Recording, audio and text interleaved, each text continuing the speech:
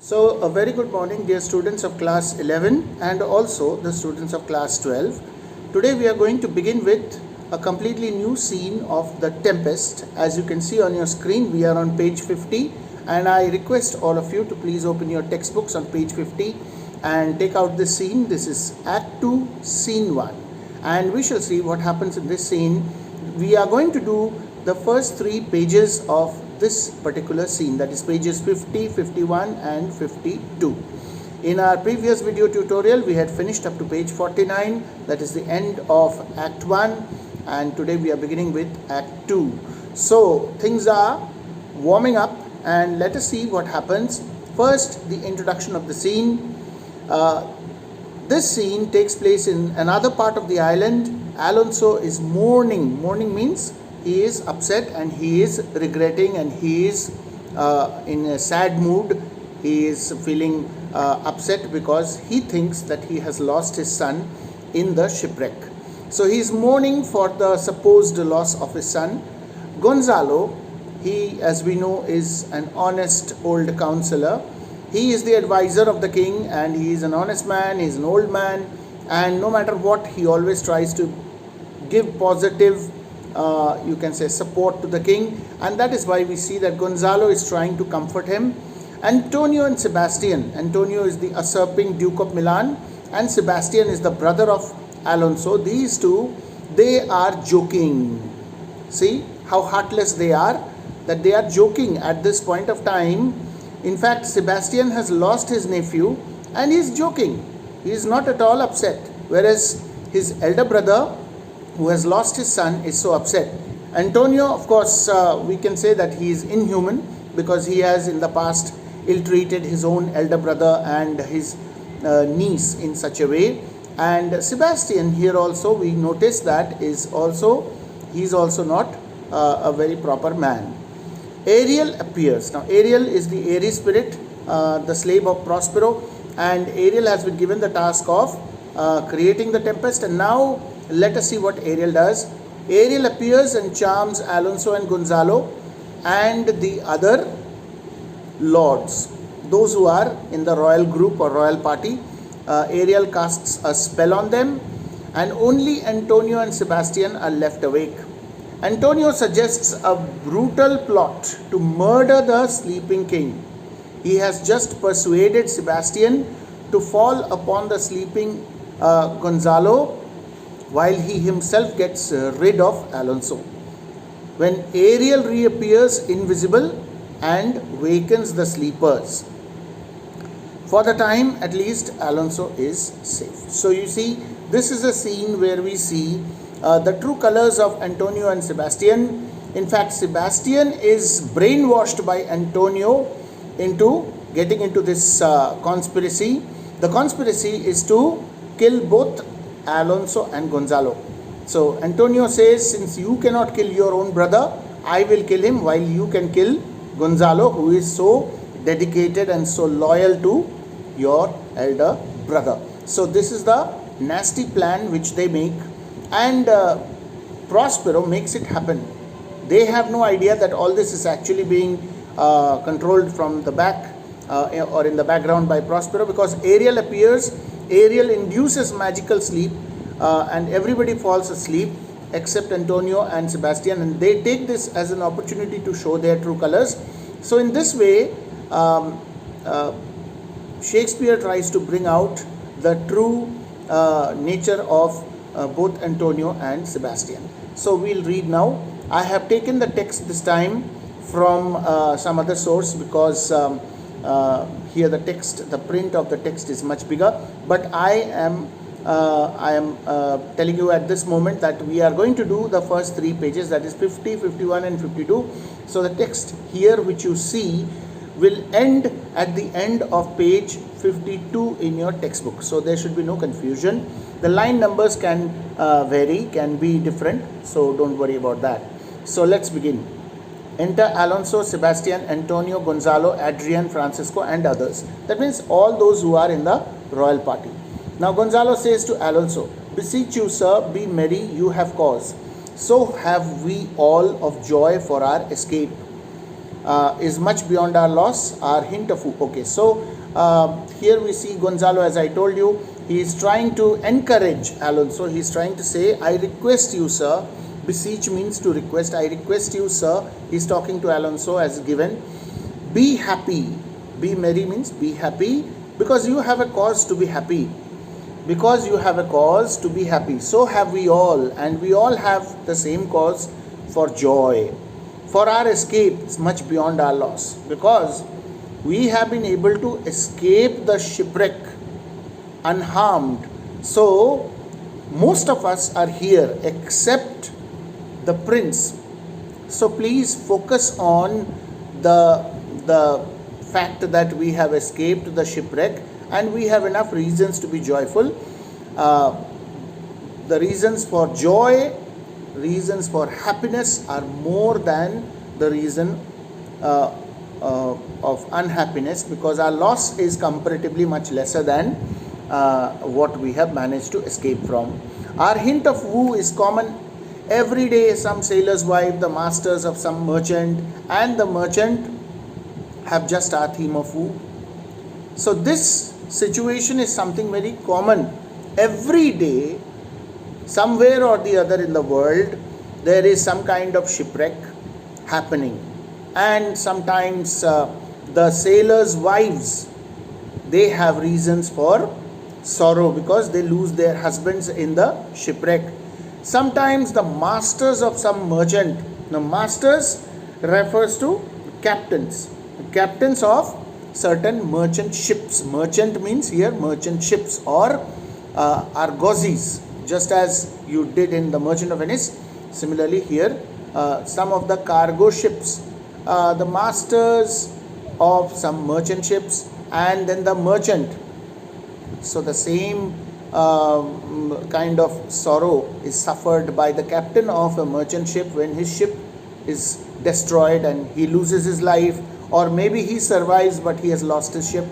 And even the merchant, meaning to say the owner of the ship, also has the same reason for sorrow. So you see, what he means to say here is that every day in this big world, some shipwreck, some destruction is happening to certain ships.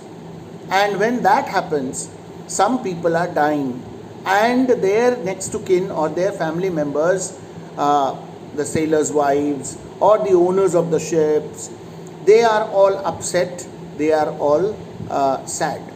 So they all have just our theme of woo. They all have the same theme of sadness which we are having. But for the miracle, I mean our preservation, few in millions can speak like us. But then in our case, it has been a miracle that we have been preserved, meaning to say we have survived. Because just a few people among millions of people can survive such shipwreck and can speak just as we are speaking now. So we are very fortunate that we have survived this shipwreck.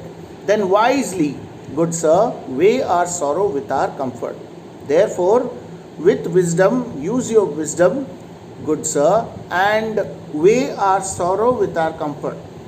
Judge in your mind, just like a beam balance, weigh sorrow on one side and joy on the other, or comfort on the other, and see which is heavier. I am sure you will find sorrow is less, joy is more. Therefore, cheer up. Now he is saying it beyond all possibility of being able to cheer up his king, because for the king, his own survival does not matter, but the fact that he has lost his son, that is what he believes matters the most, and that's the reason why he is so upset. Alonso says, Prithee, peace. Prithee means I pray to you, I request you, please be quiet. Because Alonso is not liking all these words being spoken by Gonzalo. He says, please be quiet, I don't want to listen to you.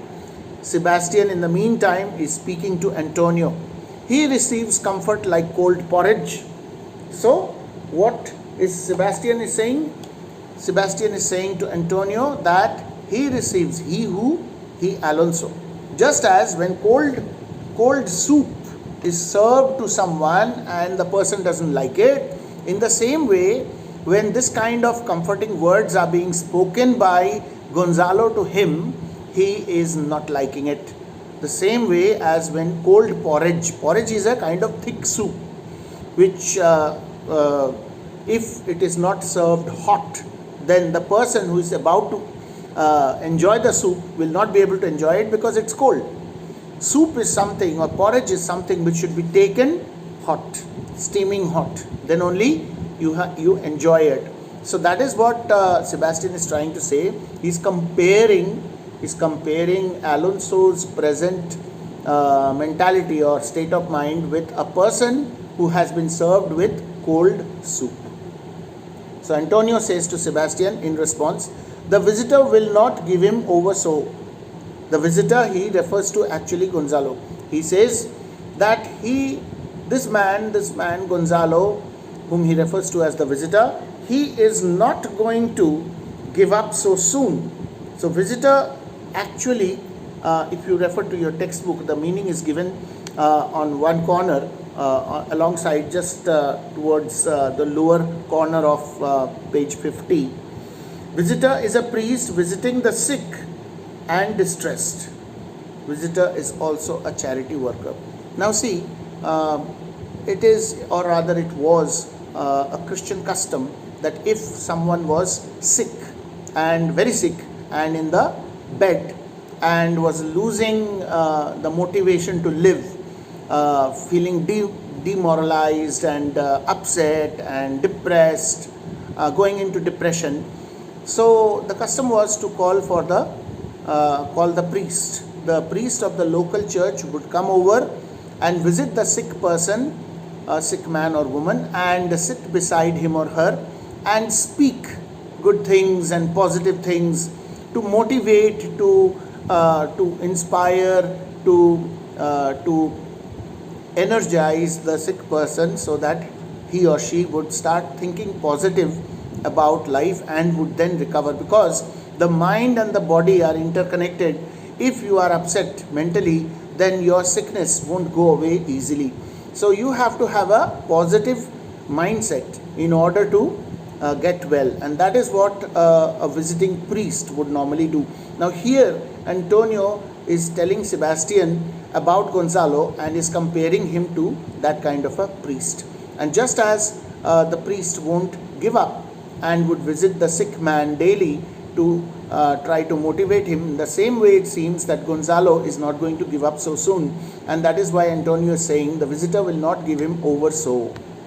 Sebastian says, look, he is winding up the watch of his wit, by and by it will strike. Look, he is winding up. He who? Gonzalo.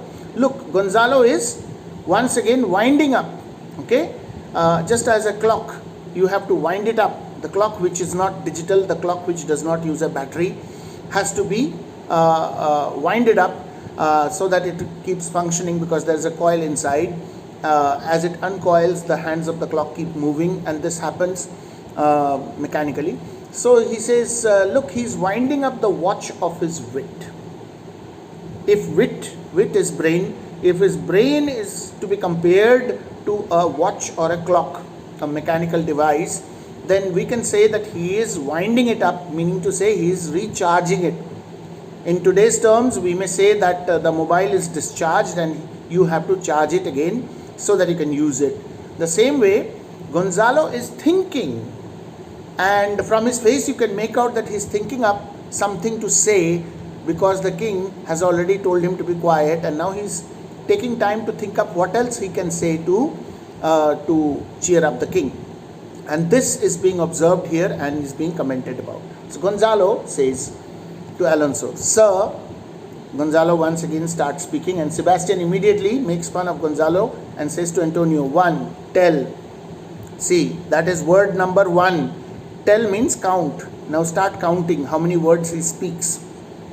Just like when a clock strikes and you are at a distance from the clock, but you can hear the chiming clock. You count the number of times it strikes, and that tells you the hour. Okay, so whether it is 5 o'clock, 6 o'clock, 7 o'clock, so you have to keep counting how many times it strikes. and you can make out what time it is, what hour it is. So the same way Sebastian says, that's the first word he has said, sir. Now tell, meaning to say, start counting. Gonzalo says, when every grief is entertained that's offered comes to the entertainer. So what I can tell you is that when you think too much about each and every sorrow in your life, then it automatically overwhelms you or affects you. So in life, what he means to say is that in life there will be sorrows coming your way, but you should disregard them. You should overlook them.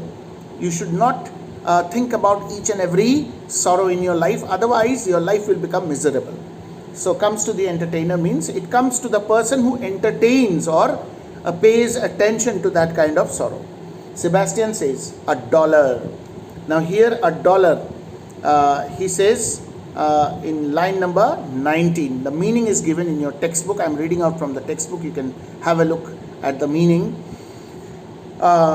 Dollar in line 19 and DOLOUR, dollar in line 20, are two different words having almost the same pronunciation or sound. Sebastian uses the word dollar while Gonzalo used the word dollar. Okay, so two similar sounding words but spellings are different. So DOLOUR, dollar, means grief, and DOLLAR, dollar, means money. So $1, Sebastian says, well, that's $1. You can say that I can give $1, that is, I bet $1 that this guy is going to talk now so much. And Gonzalo says dollar comes to him. Gonzalo hears Sebastian's word dollar. He twists the word to serve his own purpose, and he says dollar comes to him, grief comes to him. Indeed, yes, you are right. Yes, you are right, Mr. Sebastian. Grief comes to that person who takes every opportunity of grieving, who takes every opportunity of feeling sorry or sad or upset. Then he becomes a very, very sad person indeed. You have spoken truer than you purposed. Gonzalo can understand that Sebastian meant dollar. So he very slyly comments that you have spoken truer than what you intended to. You intended to talk about DOLLAR, but I can make out that was your purpose behind saying dollar, but then DOLOUR, dollar. So here you can see the spelling is DOLOR, but actually it's DOLOUR in your textbook. So please remember that spelling. This is an American spelling, so don't go by this spelling. I urge all students to please follow the textbook spelling. So he says this, and Sebastian says, you have taken it wiselier than I meant you should. It seems that you have taken this in a wiser way than I intended that you should. So you have used your wisdom to change the meaning and also the word in your speech. Gonzalo says to Alonso, therefore, my lord. So anyway, Gonzalo does not respond to that, and he continues with the king. He says, therefore, my lord. And Antonio says to Sebastian, fie, what a spendthrift is he of his tongue. Fie means shame. It also means nonsense. So he is referring to this attitude of Gonzalo, and he's saying that, oh, what a nonsense this fellow is. How much can he talk? Spendthrift means one who spends too much. Now this guy, in talking, he speaks too much. He spends too much of words in talking. Alonso says to Gonzalo, I pray thee, spare. I pray to you, please spare me. Alonso has already told this before to Gonzalo, but Gonzalo is not listening. He is still talking or trying to talk to the king. Now Gonzalo says, well, I have done, but yet. Yes, well, I have done, but then still I have. You told me to spare you, I have spared you, but then I need to tell you something. Sebastian says to Antonio, he will be talking. This guy won't listen, he will talk. Antonio says, which of he or Adrian, for a good wager, first begins to crow? So between him and Adrian, let us have a bet. For a good wager, means for a good amount of money, let's have a bet. Which among these two, which one is going to speak first? Which one will crow first? Just as a cock crows, so let us see which one will crow first, or which one will start talking first. Sebastian says, the old cock, meaning Gonzalo. Well, the older one. And Antonio says, the cockerel. No, I think it is the younger one. Cockerel refers to Adrian, and the old cock refers to Gonzalo. And now Sebastian says, done, the wager. Okay, done. That's the bet. Now what is the amount? What is the amount that we are going to win or lose? Whoever wins the bet, whoever loses the bet, what will be the amount? Antonio says, no amount, a laughter. So it will only be a laughter. So we will be betting in such a way that whoever loses will laugh, or rather whoever wins will laugh. Sebastian says, a match. Agreed. Done. A match means agreed. Now Adrian begins to speak first. So who speaks? The younger one. That is the cockerel. Though this island seemed to be desert, seems to be a desert, Antonio says to Sebastian, ha ha ha. So Antonio wins. Antonio says to Sebastian, see, he is the one who spoke first. So ha ha ha. Sebastian says, so you are paid. Yes. So with that laughter you are already paid. You have won the bet and you have got your payment. Adrian says, uninhabitable and most inaccessible.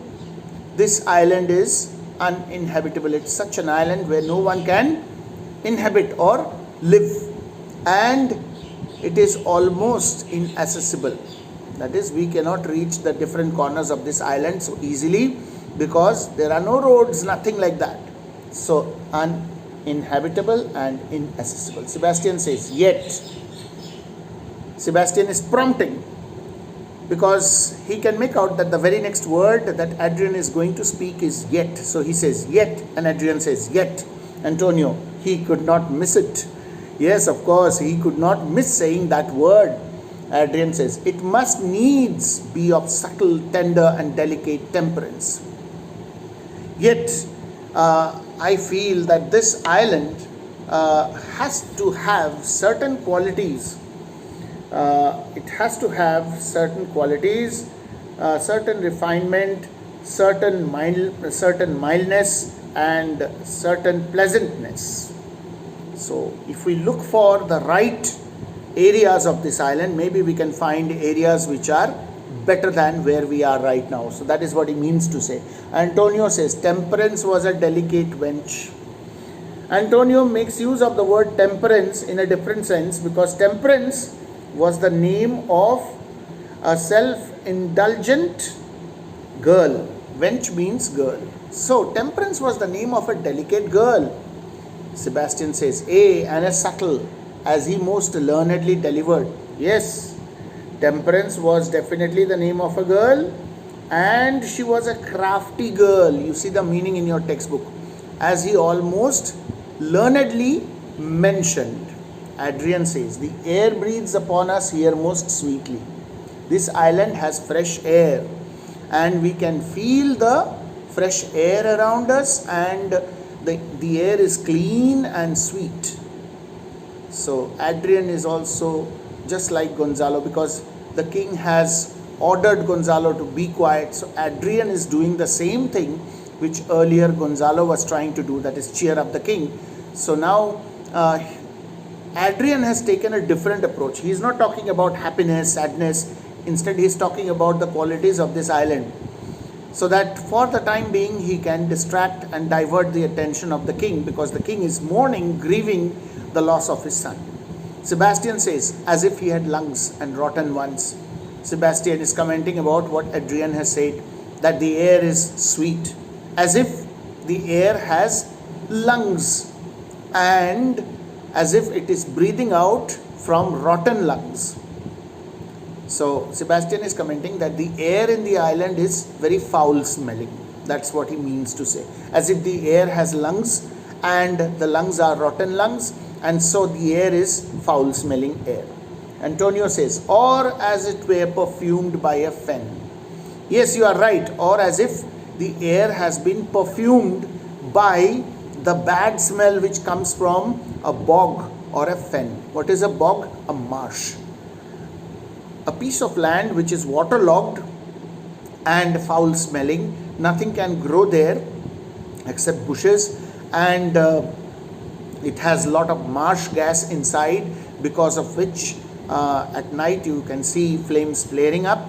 So such vast expanses of wasteland where if you go, you can smell the foulness in the air. So that is what Antonio is trying to say, that this air in this island seems to be perfumed by a marshland. But Gonzalo continues, here is everything advantageous to life. So what do we notice? On one hand, we have the two negative characters, Antonio and Sebastian, talking always in negative terms. And on the other hand, we see Gonzalo and Adrian talking always in positive terms. Now Gonzalo speaks up in tune with what Adrian has been saying. He says, here is everything advantageous to life. Here in this island, you get everything which is advantageous to one's life, though there is nothing. Yet he is trying to make things sound advantageous or positive. Antonio says, true, he agrees with Gonzalo. Save means to live, except the means to live. But everything else in this island is positive for us. Only we don't have the means to live. Things which are required for human beings to sustain their lives, those means we don't have. Sebastian says, of that there is none or little. So Antonio says, true, save means to live. Okay, this was said by Antonio. Antonio means to say that yes, everything is there, except that we don't have the means to live. And Sebastian says, of that there is none or little. Yes, I agree with you that there is hardly anything by means of which one can sustain one's life here, or maybe just a very little bit of that. Gonzalo says, how lush and lusty the grass looks, how green. So Gonzalo starts commenting about the grass. Look at the grass, how lush, how very full of life, and how green it looks. It's so fresh and green. Antonio says, the ground indeed is tawny. Antonio comments that the ground is actually brown. The grass is not green at all. In fact, everything has turned brown. Tawny means brown. Sebastian says, with an eye of green in it. Yes, it's all brown and maybe just a small patch of green grass in between. So Antonio says he misses not much. I think he does not miss out even the minutest of details, and that's why he has seen only that green patch and he's saying that the grass is green.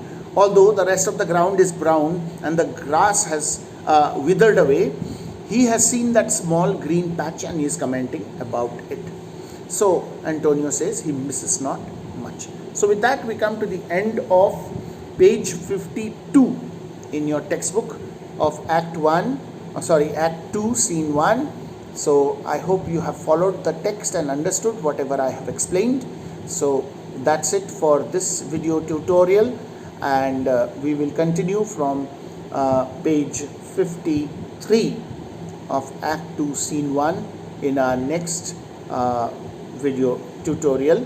So this was the end of page 52. We finished from page 50. We started 51 and 52. So 3 pages covered. Thank you very much.